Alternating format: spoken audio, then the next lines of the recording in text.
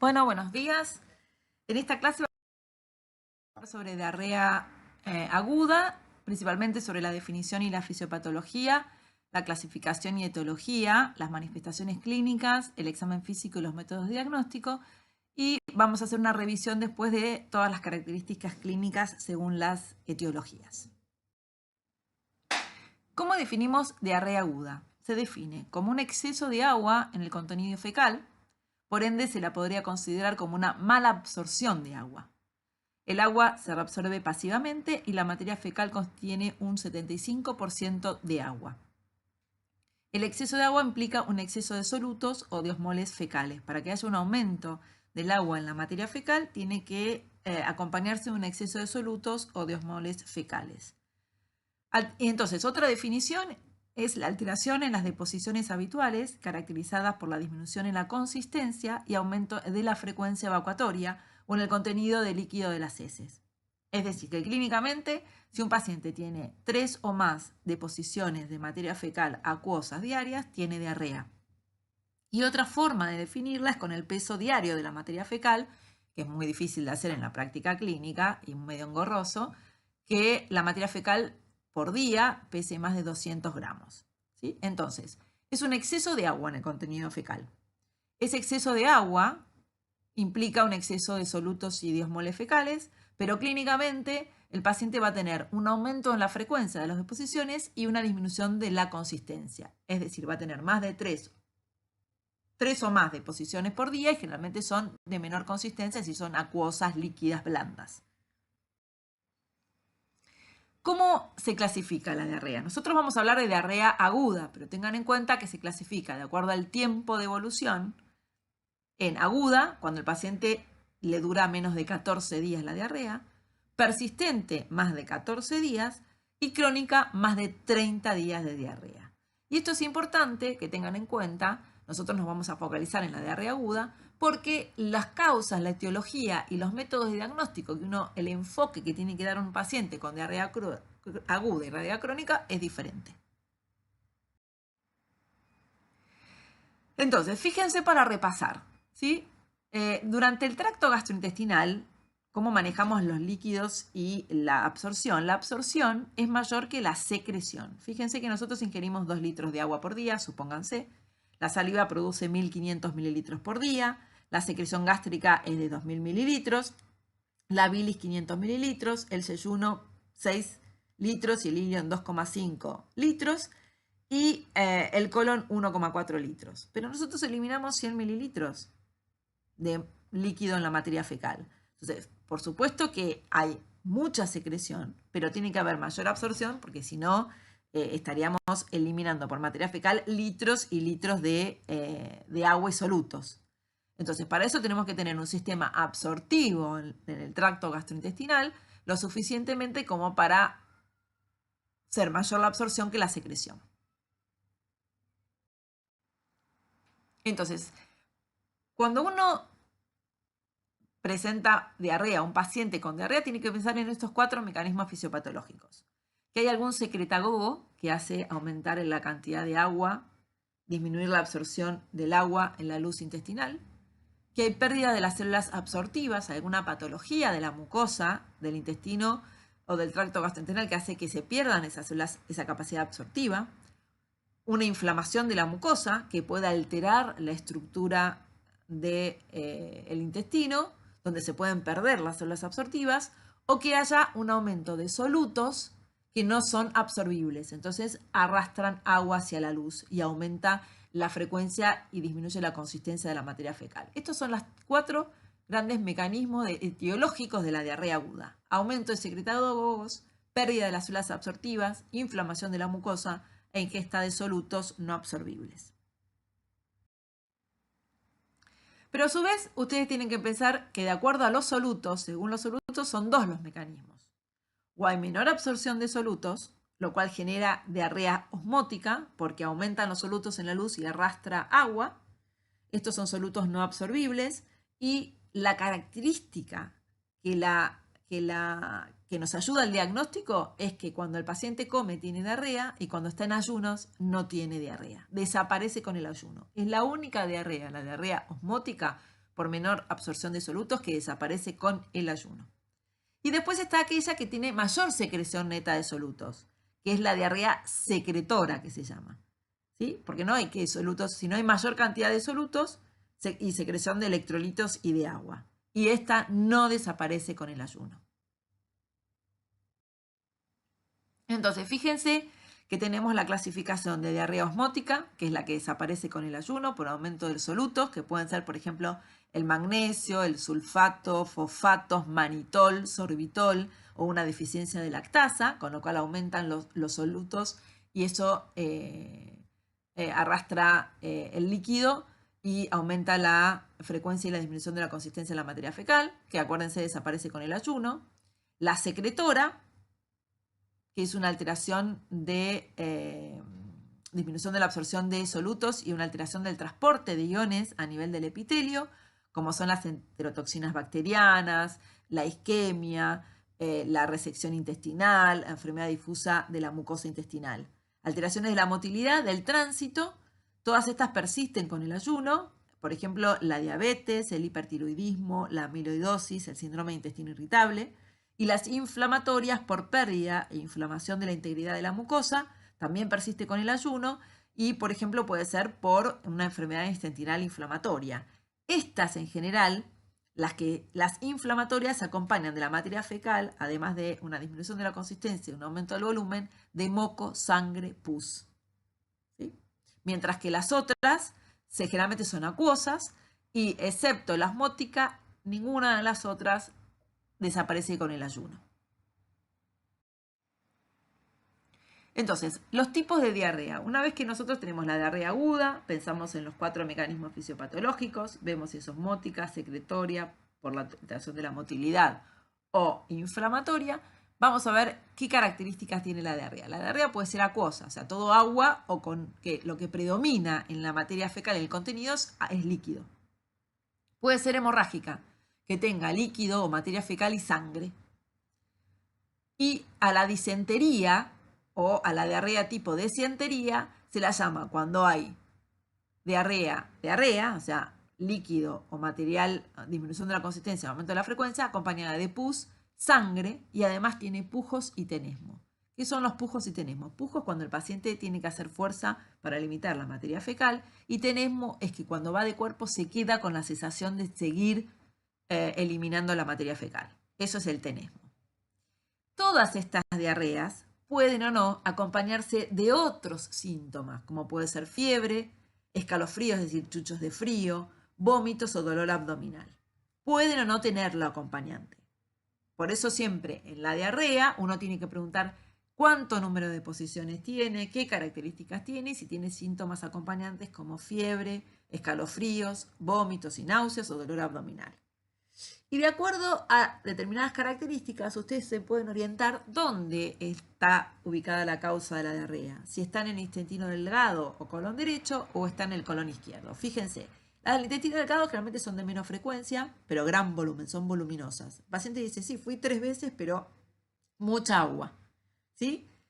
En general no son inflamatorias, no tienen sangre ni pus, tienen dolor periumbilical tipo cólico, o sea, el intestino delgado duele alrededor del ombligo y ahí tienen como retorcijones, y no tienen pujos y tenesmo, que es lo que lo da el compromiso del recto, el compromiso más bajo. Los pujos y tenesmo generalmente es síndrome rectal, se llama, ¿sí? Las del intestino delgado son de baja frecuencia, muy voluminosas, sin moco, sangre y pus, con dolor tipo cólico periumbilical y sin pujos y tenesmo, que es el síndrome rectal. Las del colon izquierdo son de mayor frecuencia, muchas veces, por ahí van 10 veces, y menor volumen. Se acompañan de sangre o pus. El dolor es más abajo, es en el hipogastrio o la fosa ilíaca derecha, que es el cuadrante inferior izquierdo por arriba de la ingle, en el lado izquierdo del abdomen. Y suelen tener tenesmo y urgencia fecal, es decir, esta sensación de ir de cuerpo, ¿sí? De hacer fuerza y de quedarse con ganas de seguir yendo, eliminando materia fecal. Estas son las características de la diarrea que ustedes tienen que ir aprendiendo para después hacer la anamnesis y ir ubicando dónde puede estar la patología que la causa. Entonces, acuosa no inflamatoria o inflamatoria. La acuosa son deposiciones acuosas sin sangre, moco, pus, tenesmo ni fiebre, escaso dolor abdominal, el volumen de las heces suele ser grande, ¿sí? No hay leucocitos ni sangre en la materia fecal si uno las analiza. Claramente está producida por virus o por bacterias productoras de enterotoxinas. No es la bacteria la que invade la mucosa, sino son las que liberan enterotoxinas que producen esta diarrea acuosa no inflamatoria o virus. Vibrio cholerae, Escherichia coli enterotoxigénica, Clostridium, estafilococo, rotavirus, Cryptosporidium y giardias. Esas son las causas de diarrea acuosa. La diarrea inflamatoria ya tiene, como dijimos, deposiciones con sangre, moco, pus, puede tener tenesmo y urgencia fecal, tenesmo y pujos con o sin fiebre, tiene más dolor abdominal. Las deposiciones son pequeñas, pero más frecuentes, porque generalmente comprometen más el colon izquierdo. Puede haber leucocitos y sangre en la materia fecal si uno la analiza. Y acá ya tenemos las causas, son bacterianas, ¿sí? Por invasoras, porque producen citotoxinas que alteran la mucosa, como la salmonela, la shigella, el campylobacter, la Escherichia coli invasiva, el Clostridium difficile, la Yersinia y las amebas. Estas son causas infecciosas, ¿sí? Con alteración de la mucosa directamente por invasión de la bacteria. Entonces, ¿cómo las clasificamos desde el punto de vista etiológico? A las diarreas agudas en infecciosa o no infecciosa. La mayoría de los casos de diarrea aguda son infecciosas, ¿sí? Y autolimitadas en el 90%. Las diarreas agudas son infecciosas autolimitadas, son cuadros leves que no necesitan demasiado estudio. El 10% restantes son no infecciosas por medicamentos, por tóxicos y por isquemia intestinal. Las no infecciosas en general cursan con un cuadro más persistente, más de gravedad mayor, ¿sí? Inclusive se pueden cronificar. Entonces, la diarrea aguda que dura menos de 14 días, etiológicamente, que se puede clasificar en diarrea acuosa, diarrea inflamatoria, diarrea con disentería, diarrea por alteración de la motilidad, diarrea osmótica, diarrea secretoria y diarrea inflamatoria, se clasifican etiológicamente en infecciosas o no infecciosas. El 90% son infecciosas, leves, autolimitadas, que no hay que hacer nada. Esperar. El otro por ciento son por fármacos tóxicos o isquemia intestinal. Entonces, fíjense, dentro de las causas de diarrea infecciosa tenemos los virus, bacterias y parásitos. Y la diarrea no infecciosa, fíjense toda la lista. Tenemos fármacos, el síndrome de intestino irritable que se puede manifestar con diarrea intermitente, isquemia intestinal, la enteritis actínica, que es aquellos pacientes que recibieron radioterapia abdominal, la enfermedad intestinal inflamatoria, en el caso de pacientes jóvenes con diarrea sanguinolenta, impactación fecal. Muchos pacientes adultos mayores, postrados, hacen los bolos fecales, pero pueden hacer las pseudodiarreas, que es el contenido líquido alrededor del bolo fecal, intoxicaciones, alergias alimentarias, trastornos endocrinológicos como la diabetes, el hipertiroidismo, el Addison con aumento de la motilidad intestinal, amiloidosis, linfomas del intestino. Después hay otras causas, pero generalmente estos dan diarrea, generalmente que suele ser persistente y crónica, no infecciosa.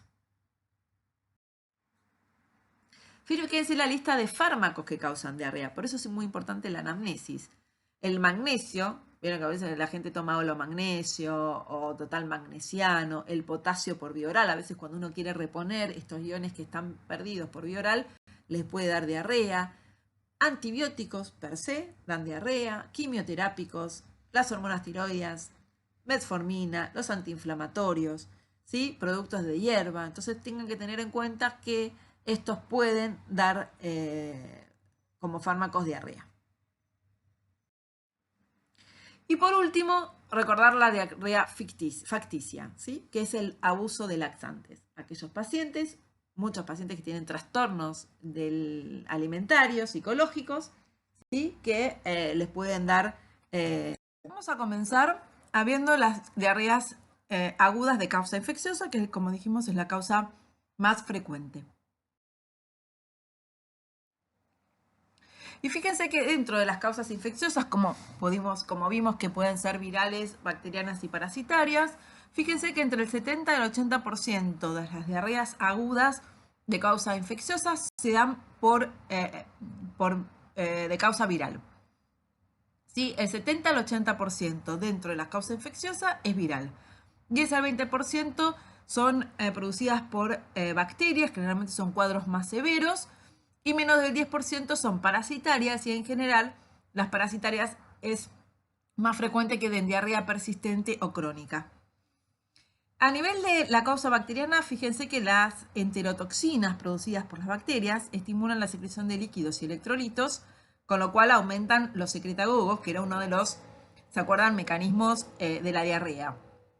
Y después hay otras bacterias que, además de producir enterotoxinas, invaden la mucosa, ¿sí? Y producen citotoxinas que van a lesionar la mucosa intestinal. Y estas bacterias son las que en general dan los cuadros de disentería, con diarreas, con moco, sangre y pus. Entonces, el agente infeccioso puede producir la diarrea a través de sus toxinas, a través de la invasión de la mucosa intestinal, de aumentar los secretagogos, ¿sí? Pero recuerden que lo que aumenta la secreción de agua y electrolitos. Los virus actúan por un mecanismo invasivo, destruyen los enterocitos de las vellosidades, estimulan la migración de los enterocitos de las criptas y aumentan la cantidad de agua y de electrolitos en la luz intestinal. Las bacterias producen sus toxinas, citotoxinas, inclusive pueden invadir la mucosa intestinal. Entonces, dentro de los patógenos causantes de diarrea infecciosa tenemos los virus. Los más frecuentes son el rotavirus, el norovirus, los adenovirus. Las bacterias, ¿sí? Aquellas que producen disentería, como la Escherichia coli, Campylobacter, la Salmonella, Yersinia. También tenemos el Vibrio cholerae, el Clostridium, ¿sí? La Shigella, la Listeria. Y después los protozoos: Strongyloides, Giardia, Cryptosporidium, Nisospora y Entamoeba histolítica. Entonces, dentro de estas causas infecciosas, los virus, como dijimos, el norovirus, rotavirus y adenovirus son los más frecuentes, el 70 al 80% de las causas. Y después tenemos las bacterias, ¿sí? El Campylobacter jejuni, Salmonella, Shigella, Escherichia coli, con sus tres serotipos, que son la enterohemorrágica, la enteropatógena y la enterotoxigénica. La enterohemorrágica es la diarrea sanguinolenta, la enteropatógena es la que invade la mucosa y la enterotoxigénica es la que produce la toxina. Después tenemos la Yersinia y el Vibrio cholerae. Estas son las causas más frecuentes. Y dentro de los protozoarios tenemos el Cryptosporidium, Giardia y Entamoeba histolítica. Bueno, la diarrea viral, como dijimos, es la causa más frecuente. Dentro de la causa infecciosa, les vuelvo a repetir, el 70 al 80% es de causa viral. Rotavirus y coronavirus. Da fiebre, que puede ser escasa, diarrea acuosa, ¿sí? Con vómitos y dolor abdominal, y pueden durar hasta una semana. Inclusive las personas pueden portar el virus causante por varias semanas, ¿sí? Generalmente se da, por ejemplo, el norovirus en brotes en invierno, de vómitos y diarreas en familias, escuelas, guarderías, cruceros, instituciones de salud o ingesta de mariscos mal cocidos. ¿Sí? Generalmente se acompañan de diarrea profusa, líquida, ¿sí? Con dolor abdominal, vómitos, y la fiebre puede estar, pero es escasa y generalmente no dan disentería, no dan diarrea inflamatoria. Recuerden que en muchos pacientes que tienen diarreas agudas, virales, pueden quedar después con intolerancia a la lactosa posterior a un cuadro de diarrea viral que puede durar semanas, y algunos quedan con cierta intolerancia a la lactosa. La bacteriana, que corresponde al 10 o al 20% restante, tenemos el Campylobacter jejuni, ¿sí? Que es un bacilo gram negativo, que es una zoonosis porque se encuentra en el tracto gastrointestinal de animales y mascotas, animales que comemos, se adquiere por leche cruda o carne mal cocida. También puede haber contagio directo y siempre el periodo de incubación de las diarreas bacterianas está alrededor del 3 o 4 días. El Campylobacter jejuni, ¿sí? Puede producir un cuadro de fiebre, cefaleas, mialgia, ¿sí? Antes de la diarrea, después da como un cuadro gripal. Antes que aparezca la diarrea, generalmente la diarrea pueden ocasionar diarreas hemorrágicas, colitis severas y hasta 2 cuadros que son una pseudoapendicitis, que parece un cuadro abdominal, y otro como complicación al Campylobacter jejuni puede dar el síndrome de Guillain-Barré. ¿Sí? Recuerden que tanto las virales como las bacterianas puede haber después quedar un síndrome de intestino irritable o de intolerancia a la lactosa posterior. Pero el Campylobacter jejuni puede dar disentería, ¿sí? Cuadro general con compromiso general, puede dar pseudoapendicitis y síndrome de Guillain-Barré, que es una neuropatía desmelinizante. La salmonela son enterobacterias, ¿sí? Que se encuentran diferentes serotipos que se adquieren por ingestión de alimentos, de huevos, de leche, de aves, contactos de animales. Eso puede estar, por ejemplo, después de una comida, en una familia, una reunión. El pico infeccioso es en el verano. Los periodos de incubación generalmente es de 1 a 4 días. Y fíjense que lo importante acá es que el uso de antibióticos puede prolongar la excreción de los microorganismos, aumenta el reservorio y no acorta la duración de la enfermedad. Eso para que después veamos, cuando veamos medicina B, vamos a ver a quién vamos a tratar y a quién no vamos a tratar, ¿sí? Pero el antibiótico en la salmonela puede perpetuar, hacer que el organismo sea reservorio de la salmonela. Da diarrea con fiebre, dolor abdominal y vómitos. Puede ser inflamatorio en un 50%, por eso si yo le hago una materia fecal y no es inflamatorio, pero el paciente tiene disentería o pienso que tiene una infección bacteriana, no me va a cambiar la conducta. Puede dar bacteriemias, ¿sí? Afecta más gravemente a los grupos etarios como niños, ancianos e inmunodeprimidos, ¿sí? Y puede dar bacteriemia con infección endovascular. La Shigella, hay diferentes subgrupos de Shigella, enterobacterias, ¿sí? Que la contaminación es oral fecal. Los niños son huéspedes susceptibles, tienen un periodo de incubación también de 3 días. Y fíjense que da síndrome disentérico. Al principio puede ser diarrea acuosa, que después se hace disentérica. Y una característica es que tienen intensa leucocitosis, ¿sí? Con reacción leucemoide. ¿Qué significa? Que tienen aumento de los leucocitos a expensas de los neutrófilos. Eso es la reacción leucemoide. Y así como el Campylobacter puede producir síndrome de Guillain-Barré, la Shigella, como la Escherichia coli, que vamos a ver, pueden producir lo que se llama el síndrome urémico hemolítico, ¿sí? Que es la causa de insuficiencia renal en los niños. La Escherichia coli enterohemorrágica, ¿sí? Es una enterobacteria que produce la gigatoxina, que la característica que tiene es que da diarrea hemorrágica con dolor abdominal, pero sin fiebre. Cuando ustedes tengan una diarrea hemorrágica, ¿sí? Una disentería sin fiebre, piensen en la toxina producida por la Escherichia coli enterohemorrágica. Puede haber transmisión a partir de comida contaminada, de persona a persona, ¿sí? Y da el síndrome urémico hemolítico, que es predominante. Se puede dar en adultos, pero es la causa más frecuente de insuficiencia renal aguda en los niños, ¿sí? Con compromiso neurológico y renal y con trombocitopenia. Es producido, se detecta la gigatoxina. Entonces, fíjense que dentro de las causas infecciosas tenemos las virales, que son las más frecuentes, y las bacterianas con determinadas características que pueden ser por contaminación de alimentos contaminados, de persona a persona y fecal oral, que la mayoría da cuadros de disentería, que la Shigella puede dar primero diarrea acuosa y después disentérica con reacción leucemoide. La Escherichia coli puede dar diarrea hemorrágica sin fiebre. Que la salmonela puede dar diarrea disentérica, pero también colecciones o infecciones vasculares, ¿sí? Y acuérdense que muchas de estas bacterias cuadros de síntomas generalizados con fiebre, cefalea y dolor abdominal. Hay patógenos que afectan más el intestino delgado, otros el colon y algunos los dos. Fíjense que podemos decir, los que tienen asterisco afectan tanto al intestino delgado y el colon, como el Campylobacter, la Salmonella, la Escherichia coli. El Vibrio cholerae, por ejemplo, y el Clostridium perfringens y los virus más en intestino delgado. y la Shigella, la Yersinia, el adenovirus y la endomonas más el colon.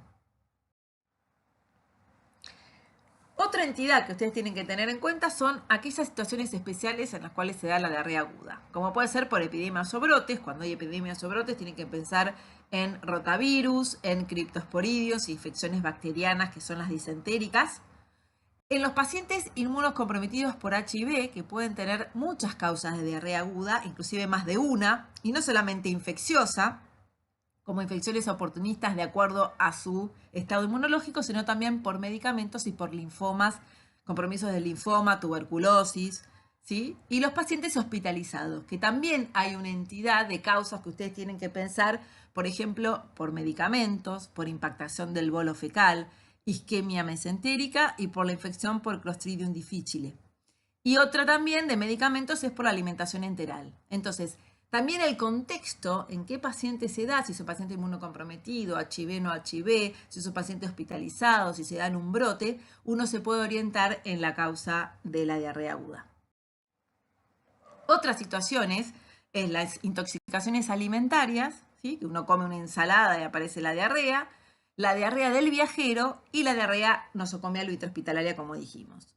Entonces, las intoxicaciones alimentarias se dan por las toxinas producidas por el Staphylococcus aureus, el Clostridium perfringens y el Bacillus cereus, ¿sí? Que realmente aparecen a las horas de haber comido, ¿sí? De la ingesta, entre 6, 12 a 24 horas de haber ingerido, uno empieza con diarrea, generalmente es diarrea acuosa, líquida, y muchos tienen más vómitos que diarrea. Eso se produce porque la toxina que está en la comida que ingerimos produce un espasmo del píloro, entonces uno predomina el vómito más que la diarrea, porque vomita todo el contenido, ¿sí? Y estas generalmente se autolimitan en 1 o 2 días. Ustedes le dicen al paciente, quédate tranquilo, es una intoxicación alimentaria, en 1 o 2 días va a ser, no se requiere nada más. Y fíjense que las toxinas y la aparición de la diarrea puede ir desde menos de 6 horas hasta 24 a 72 horas, de acuerdo a qué bacteria produjo la toxina, ¿sí? Son toxinas que están en los alimentos que ingerimos y producen diarrea acuosa que dura 1 o 2 días, o si no, también vómitos, ¿sí? Por espasmo pilórico. La diarrea del viajero, uno se va a un viaje a la Asia o a cualquier lado y tiene diarrea, siempre es producida por bacterias. La Escherichia coli, Shigella, Salmonella, Campylobacter, Aeromonas, ¿sí? Vibrios, siempre es bacteriana. Y por último, la intrahospitalaria, que se da en hospitales, en institutos psiquiátricos, neuropsiquiátricos, hogares de ancianos, ¿sí? Y fíjense que muchas veces es multifactorial la causa. Como dijimos, la diarrea infecciosa por Clostridium difficile es la primera causa de diarrea infecciosa en los pacientes hospitalizados. Medicamentos que le damos a los pacientes y que pueden producir diarrea como efecto contraproducente, o si le hacemos quimioterapia, producen inflamación de la mucosa intestinal y dan diarrea. La alimentación enteral, pongo una sonda, le doy el alimento y eso puede aumentar el tránsito, depende de las características de la alimentación o de la velocidad con que le paso la alimentación enteral, puede hacer que aumente el tránsito, no absorba y tenga diarrea. Como siempre, la pseudodiarrea de la impactación fecal, ¿sí? Y la isquemia mesentérica o la colitis isquémica. Eso siempre hay que pensarlo en un paciente con dolor abdominal, diarrea sanguinolenta y un paciente que tiene enfermedad cardiovascular o panvascular, ¿sí? O se fibriló, tuvo una arritmia. Siempre pensar en que puede tener una diarrea de origen isquémico. Y el Clostridium difficile es la causa de diarrea intrahospitalaria más importante, aunque también se puede dar en la comunidad. Es un bacilo gram positivo anaerobio que forma esporas, ¿sí? Que esas esporas son ingeridas, nos colonizamos con eso y puede quedar normalmente uno colonizado sin síntomas. Ahora, cuando por alguna alteración, que puede ser porque un paciente está inmunocomprometido, por tratamientos, por el uso de antibióticos, se altera la flora intestinal normal y uno está colonizado con el Clostridium, puede crecer el Clostridium y ya no ser un colonizante, sino ser un infectante que produce dos toxinas, la A y la B. Y fíjense cómo ha ido aumentando, gracias al avance y a los tratamientos, ¿sí? Y al número de internaciones, ha aumentado la incidencia del Clostridium, que es la primera causa de diarrea infecciosa en hospitalizados. Fíjense que produce la toxina, la B es la citotóxica, es la más potente. Uno puede determinar la presencia cultivo y la presencia de toxina presente en la materia fecal si sospecha diarrea por Clostridium. Fíjense que estos son los antibióticos, ¿sí?, de los pacientes internados que nosotros usamos, quinolona, clindamicina, penicilina. Todos estos antibióticos predisponen a que si uno está colonizado por Clostridium o se coloniza en el hospital por Clostridium, uno infecte y desarrolle la enfermedad. Y es producida por toxina. Entonces, muchos son portadores asintomáticos, muchos pueden tener una colitis leve a moderada, con diarrea acuosa, dolor abdominal y fiebre, y otros ya tienen una colitis severa, que hay criterios de severidad. Generalmente son pacientes que tienen dolor abdominal, ilio, leucocitosis, desarrollan insuficiencia renal. ¿Sí? El paciente puede distenderse tanto que hacer un megacolon, una gran distensión del colon y perforarse. ¿Sí? Puede tener alta mortalidad, depende del paciente el que se dé y por qué esté internado. Fíjense que los criterios de severidad, cuando yo considero que un paciente tiene una diarrea por Clostridium severa, cuando tiene más de 15.000 blancos, cuando la albúmina es menor de 3 y cuando aumenta la creatinina 1.5 veces el valor basal. ¿Sí? Eso aumenta el riesgo de mal pronóstico, de severidad y que el paciente pueda distenderse, hacer ilio y morirse por la diarrea por Clostridium. Inclusive, si ustedes leen, hay un consejo que dicen, aquel paciente que está internado, ¿sí?, que desarrolla leucocitosis y no tiene ninguna otra una causa, controlen las disposiciones porque puede aparecer después con dolor abdominal y diarrea, y es una diarrea por Clostridium en un paciente hospitalizado. Bueno, ¿cómo vamos a evaluar y diagnosticar la diarrea? La diarrea es un diagnóstico clínico. El paciente va a venir y va a referir que tiene diarrea, que vamos a considerar diarrea aguda, aquella que dura 14 días y no más, y que el paciente tiene más o 3 deposiciones por día, y las deposiciones son de consistencia líquida, blanda, con o sin moco, pus y sangre.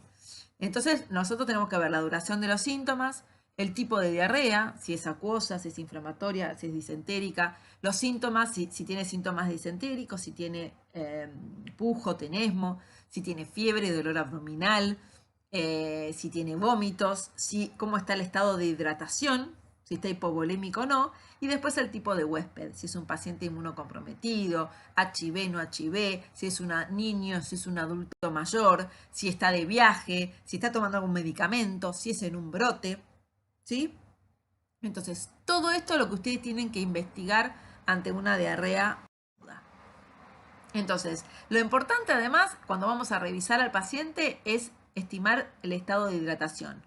Porque no es lo mismo que un paciente con diarrea venga deshidratado, venga con shock, que venga hipovolémico, ¿sí?, con disminución del ritmo diurético, mucosas secas, que tenga repercusión como hipotensión arterial, que tenga repercusión neurológica, el paciente esté con tendencia al sueño porque está deshidratado hipovolémico, que un paciente que viene estable hemodinámicamente. Entonces, lo importante es ver la repercusión general y el estado de hidratación. Hacer un examen físico completo, ¿sí? Y después tenemos que evaluar si tenemos que tomar le vamos a hacer algunos estudios complementarios, teniendo en cuenta que la causa más frecuente, el 80%, es diarrea infecciosa, y dentro de la diarrea infecciosa el 70 al 80% son virales, que son leves y no requieren nada más. Y además, también el tema, si ha dado en un brote en una comunidad donde tengamos que hacer medidas de prevención de diseminación. Entonces, en el examen físico tenemos que tomar la frecuencia cardíaca y la presión arterial acostado y sentado para ver si tiene taquicardia ortostática o hipotensión ortostática, para ver si demuestran que ese paciente está hipovolémico, ¿sí? Cuando cae más de 20 milímetros de mercurio la tensión arterial y cuando aumenta más de 20 la frecuencia cardíaca de posición acostado, asentado o parado. Si tiene fiebre, cómo está la piel, si está orinando o si está oligoanúrico, es decir, disminución del ritmo diurético, si tiene dolor abdominal, si tiene ruidos hidroaéreos o el abdomen está en ilio.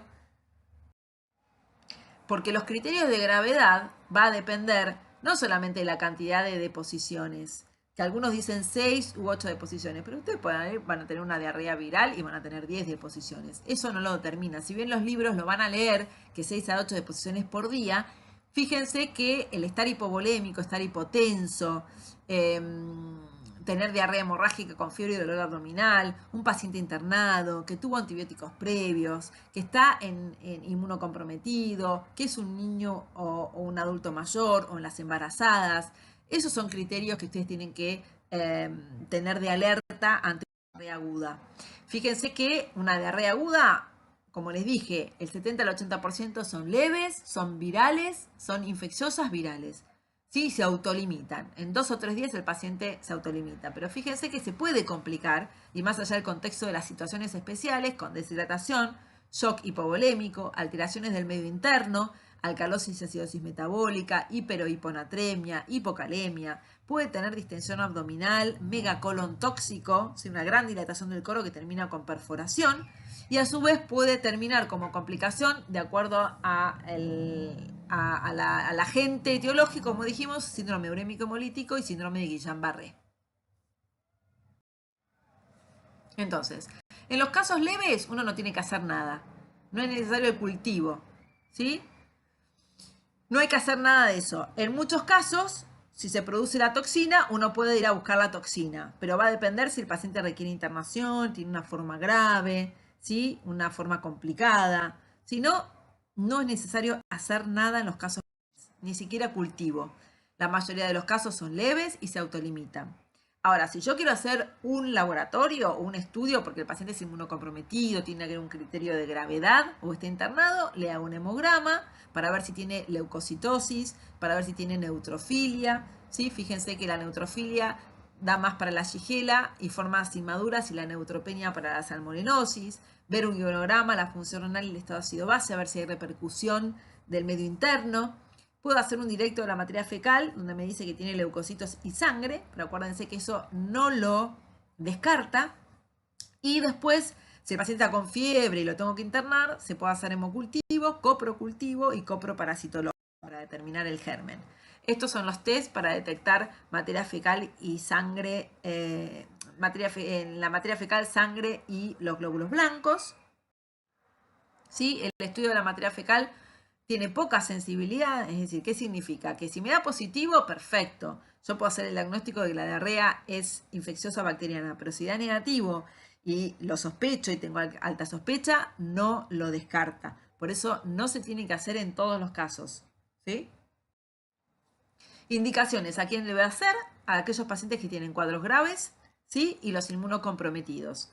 Fíjense, diarreas profusas con hipovolemia, disentería, fiebre o muchas deposiciones, dolor abdominal, pacientes que los voy a internar, pacientes que están inmunocomprometidos, mayores de 70 años, a los mismos pacientes que tienen criterios de gravedad o complicaciones, ahí les voy a hacer el coprocultivo, cultivo de la materia fecal y hemocultivos.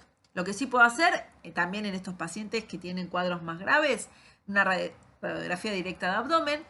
Recuerden que la radiografía de abdomen sirve para ver vísceras huecas, ¿sí? Es lo que más se utiliza la radiografía, para los traumas y las vísceras huecas. Después ya tenemos, para mejor diagnóstico, tenemos ya las ecografías y la tomografía computada de abdomen. Pero con una placa podemos ver engrosamiento de la pared y niveles hidroaéreos. Si el paciente está parado y después se acuesta en decúbito lateral, ven cómo dentro de las asas hay nivel hidroaéreo con un gran engrosamiento de la pared intestinal. ¿Sí? Fíjense, acá está el intestino, las austras, ¿sí? De intestino delgado, como se ven con pila de moneda. ¿Sí? También podemos hacer un estudio endoscópico para ver directamente la mucosa y lo tenemos que hacer en aquellos pacientes inmunocomprometidos, HIV no HIV, aquellos que tienen una enfermedad intestinal inflamatoria previa para ver si no es una PUC de esta enfermedad, que puede haber diarreas agudas pero dentro de una enfermedad crónica, para ver si tiene colitis isquémica o para ver si tiene, en el caso de una diarrea nosocomial, Clostridium difficile. En el estudio endoscópico, lo que podemos ver es alteraciones diferentes de la pared. El Clostridium se hace el dosaje de toxina, ¿sí? Por ELISA, se detecta la toxina. solamente para diagnóstico en el paciente que tiene leucocitosis, que tiene dolor abdominal y diarrea, estuvo con antibióticos, está internado, tiene una causa predisponente, se le pide la toxina. Después no es necesario, una vez que ya se hizo el diagnóstico y se trató, estar pidiéndole toxinas porque puede ser una toxina positiva. La tomografía de abdomen y la rectosigmoidoscopía nos pueden ayudar. Si no tenemos toxina, le hacemos una tomografía donde se ve engrosamiento de la pared, ¿sí? Del colon y del intestino, que ahora las vamos a ver, y la rectosigmoidoscopía podemos ver las pseudomembranas. El endoscopista nos informa que son pseudomembranas que se ven en la mucosa y que eso puede acercarnos al diagnóstico de Clostridium. Entonces la radiografía, como cualquier diarrea de moderada a grave intensidad, va a mostrar engrosamiento de la pared, ¿sí? Hidroaéreos. Fíjense cómo se ve como el signo del acordeón, ¿sí? El engrosamiento de toda la pared del intestino, con también distensión. ¿Sí? Y acá el endoscopista, con la rectosigmoidoscopía, puede ver la presencia de pseudomembranas que se ven en las endoscopías y que nos dice que puede ser compatible con, si no, no es solamente el Clostridium la causa de las pseudomembranas, pero ante la sospecha nos hace mucho el diagnóstico. Entonces, vamos a ver casos clínicos ahora para ir reforzando lo que estuvimos viendo. Entonces, esta es una mujer de 30 años de edad, docente en un jardín de infantes, sin antecedentes relevantes, que consulta por diarrea de 4 días de evolución y se acompaña de fiebre de 38,8 grados centígrados. Tiene malestar general, dolor abdominal cólico, tenemos, y refiere que las deposiciones en un inicio eran acuosas y luego de 2 días comenzaron a ser sanguinolentas. Consulta a la guardia y está normotensa, no está taquicárdica, no tiene ortostatismo y está febril, 38,7, con leve dolor a la palpación abdominal. Y alguien que consultó decidió hacerle un laboratorio, que por ahí no hubiera sido necesario, y le encuentran 20.000 blancos con predominio de neutrófilos y análisis de materia fecal con leucocitos y glóbulos rojos positivos. O sea, esto es una paciente joven, sin antecedentes de importancia, que trabaja en una institución cerrada, ¿sí? Y que tiene una diarrea aguda con leucocitosis, ¿sí? Con predominio de neutrófilos, y aparentemente empezó siendo acuosa y después sanguinolenta con moco y pus. Esta es característica, esta diarrea, que puede ser acuosa primero, acuérdense, después es sanguinolenta, da disentería, y con leucocitosis es la infección por Shigella.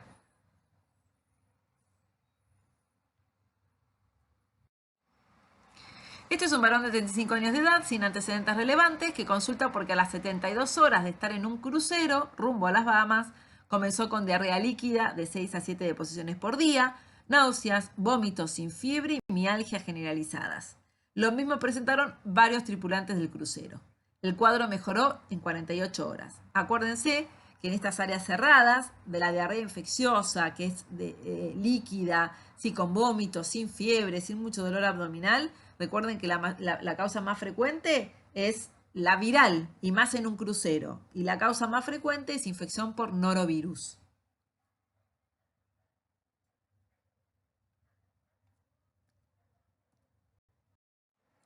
Esta es una mujer de 75 años de edad que comienza después de una cena en un restaurante con fiebre, diarrea sanguinolenta, dolor abdominal y vómitos de 3 días de evolución.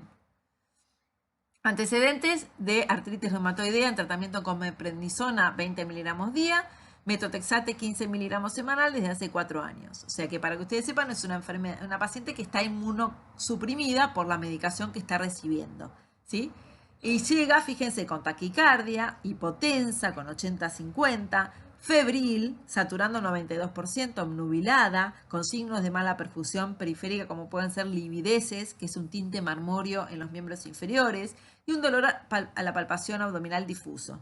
¿Sí? Tenía leucocitosis, tenía repercusión hemodinámica y del medio interno, 2,8 de potasio, 155 de sodio, y por supuesto que le dé un directo de materia fecal positivo, pero igual eso no me hubiera cambiado a mí la conducta médica. ¿Qué voy a hacer? Pero es importante tener en cuenta que acá tenemos una paciente adulta mayor, inmunocomprometida y que viene con un cuadro grave que le está repercutiendo hemodinámicamente, ¿sí? Entonces acá tenemos que pensar en una infección disentérica. Cualquier bacteria que produce disentería. Campylobacter, Yersinia, Salmonella. ¿Sí? Este es un hombre de 80 años de edad con antecedentes de demencia, postración, que hace 7 días finalizó tratamiento con ciprofloxacina, que es una quinolona, para una afección urinaria. Y después comenzó 5 días con deposiciones blandas, con moco, sin sangre y dolor abdominal difuso. Llega a la guardia con 140-90 de TA, no estaba hipotenso, pero está taquicárdico, 100 latidos por minuto, febril, con abdomen distendido, con dolor en la palpación linfocelíaca izquierda, ¿sí? Que es la zona donde duele el colon sigmoides, y a la compresión no tenía signos peritoneales, que eso los van a ir viendo. Signo peritoneal es cuando le duele la compresión y yo lo suelto rápidamente y al estar irritado el peritoneo también genera dolor. O sea, le duele a la compresión y a la descompresión el abdomen. Tenía leucocitosis, tenía deterioro de la función renal, 90 de urea y 2,4 de creatinina, y una radiografía con mucha distensión del colon sigmoides. En este paciente, sí, que estuvo con antibióticos previos, adulto mayor, con esta característica yo tengo que pensar en una infección por Clostridium difficile. Y por criterios de gravedad, porque tiene leucocitosis, más de 15.000, y porque deterioró la función renal, tengo que pensar que el cuadro es grave. Entonces, la diarrea aguda, uno puede decir que tenemos que ver el grado de hidratación, la duración menos de 14 días, hasta 14 días, y si hay inflamación o no inflamación. Lo que tenemos que determinar es si es una diarrea inflamatoria o no inflamatoria, si hay repercusión sistémica, si hay repercusión hipovolémica y en qué huésped, si es un paciente inmunocomprometido o no, paciente adulto mayor, niño, y eso nos va a dirigir hacia la etiología, hacia los de estudio y a la conducta terapéutica. Entonces, diarrea aguda, menor de 14 días. La causa más frecuente es la infecciosa y dentro de la infecciosa es la viral. La mayoría son cuadros leves que se autolimitan en 2 o 3 días. La viral, rotavirus, norovirus. Recuerden que la diarrea hemorrágica febril es dada por la Escherichia coli enterohemorrágica, que la diarrea inflamatoria y hemorrágica febril es por la salmonela, la shigella y campylobacter, que son las disenterías, que puede aparecer como una pseudoapendicitis, una diarrea bacteriana, principalmente por Yersinia bacter, ¿sí? Que puede haber, la mayoría son casos leves, pero puede haber casos graves, ¿sí? Y complicaciones, que son los casos que tenemos que ir a buscar y estar atentos, que también hay causas por toxinas alimentarias, ¿sí? Que aparecen después de 6 a 24 horas de la ingesta y que se autolimitan. La mayoría se autolimita, la mayoría de las veces no tenemos que hacer ningún método de estudio ni estar más que tratamiento sintomático, pero siempre tenemos que tener en cuenta en qué paciente estamos, cómo está hemodinámicamente y cuáles los antecedentes y la historia clínica. Y pensar en el mecanismo fisiopatológico y en las causas infecciosas con una buena anamnesis y un buen examen físico. Entonces, tenemos que hacer ante una diarrea aguda, evaluación hemodinámica, si es de la comunidad, si es en un medio intrahospitalario o si el paciente es diarrea del viajero, qué características tiene el huésped, si es inflamatoria o no es inflamatoria, si es de causa infecciosa o considero que no es infecciosa, y después si requiere algún estudio o internación o más profundización del cuadro. Muchas gracias.